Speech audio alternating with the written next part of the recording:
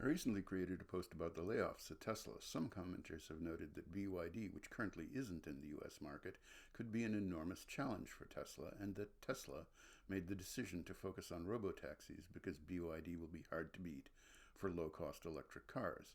On top of all that, Tesla continues to need to ramp up 4680 battery cell and battery pack production. That's one of the things holding back production volume of Cybertruck. Then bringing the cost of those batteries and battery packs down to where they could power a low-cost car is a further challenge.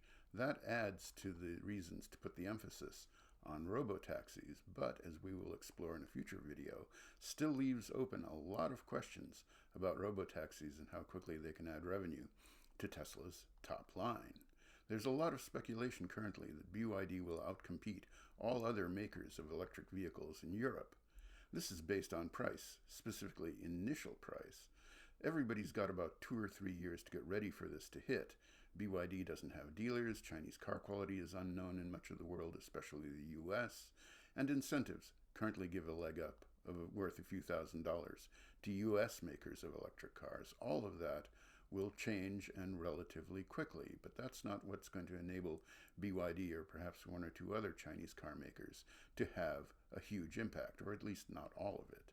One of the biggest problems with electric cars is that if the battery pack goes bad, they are extremely hard to repair and extremely expensive to replace.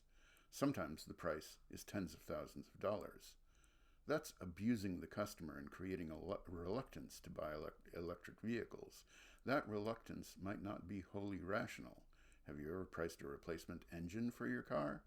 Still, it's a risk many people find difficult to grapple with. And here's the thing, if BYD can make replacement batteries at a reasonable price, say somewhere in the range of $5,000 to $7,000, that reduces a lot of the risk in buying an electric vehicle. A replacement battery at that price could be insured or warrantied for a long duration.